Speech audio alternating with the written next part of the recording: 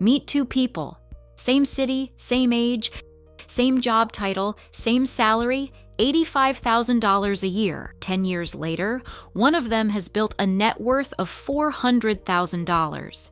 The other has $12,000. Same income, completely different outcome, and that gap is not explained by intelligence, luck, or some secret investment hack. It is explained by behavior, identity, and what each person believes money is actually for. We are trained from childhood to think about money in one direction. Earn more, get good grades, get a good job, get promoted, increase your salary. The entire script is focused on input. Very little of it is focused on what happens after the money arrives. So most people grow up believing income is the scoreboard, when in reality, income is just the material. Wealth is what remains after behavior, spending, debt, and time do their work. Income is what you earn. Wealth is what you keep.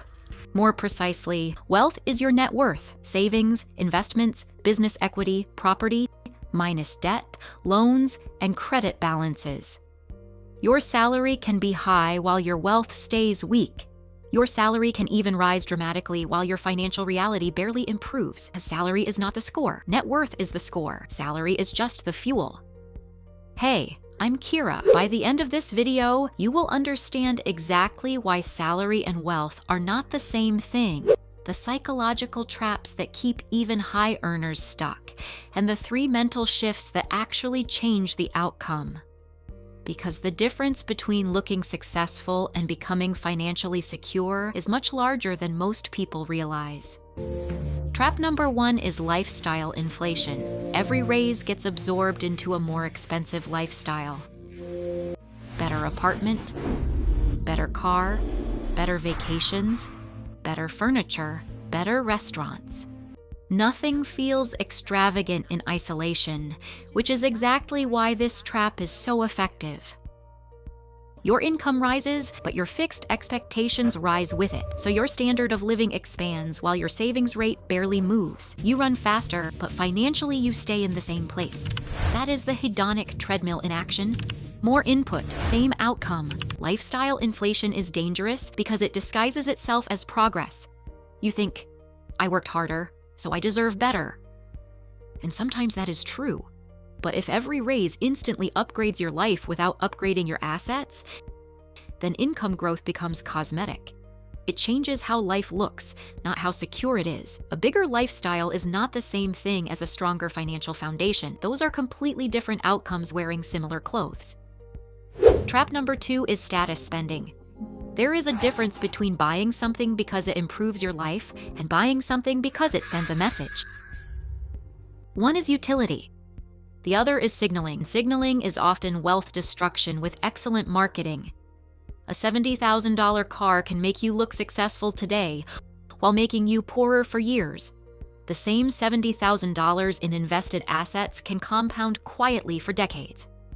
Same dollars, completely different future. One depreciates in the driveway. The other grows while you sleep. Status spending is powerful because it is social. Humans are wired to compare, display, and interpret symbols. Car, watch, apartment, neighborhood, vacation, school district, even the coffee shop you sit in can become part of a financial identity performance.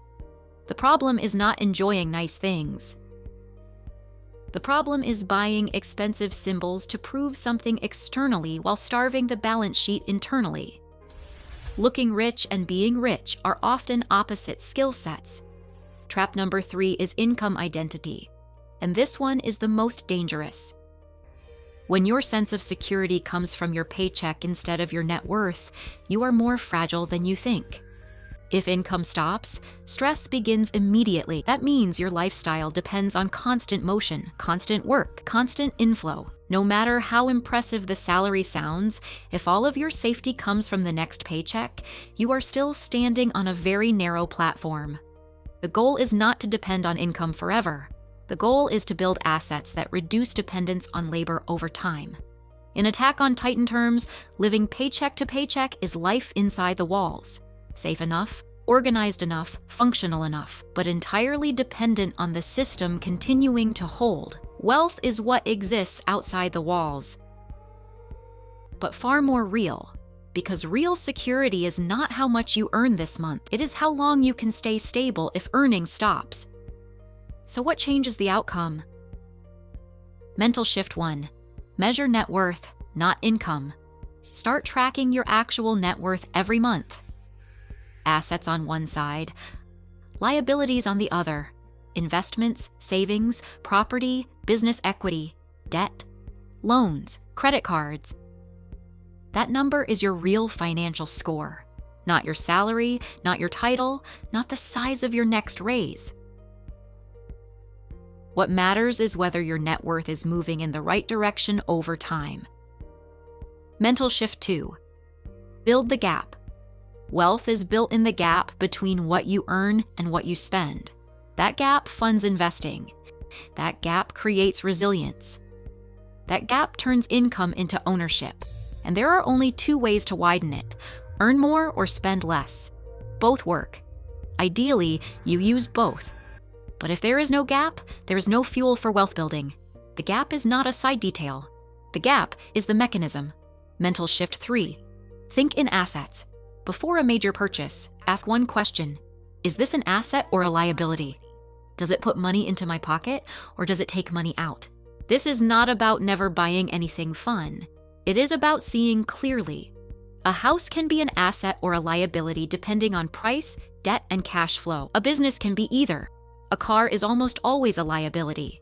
The point is not to judge. The point is to stop lying to yourself about what things are. Rich Dad, Poor Dad made this framework famous, and while that book has real flaws, this core concept is still useful. Assets build freedom. Liabilities consume it. The idea is simple. Acting on it consistently is not, because the modern economy constantly pushes you toward consumption first, image first, comfort first, now first. Wealth requires a different rhythm: less performance, more ownership, less signaling, more substance. There are 2 mistakes people make after hearing this. The first is waiting for a bigger salary before they start building wealth. But the habits you build at $45,000 are the same habits that will follow you to $150,000. If you spend 95% of your income now, you will probably spend 95% of a bigger income later. Income changes the scale. Habits determine the ratio. The second mistake is thinking debt payoff does not count as wealth building. It absolutely does.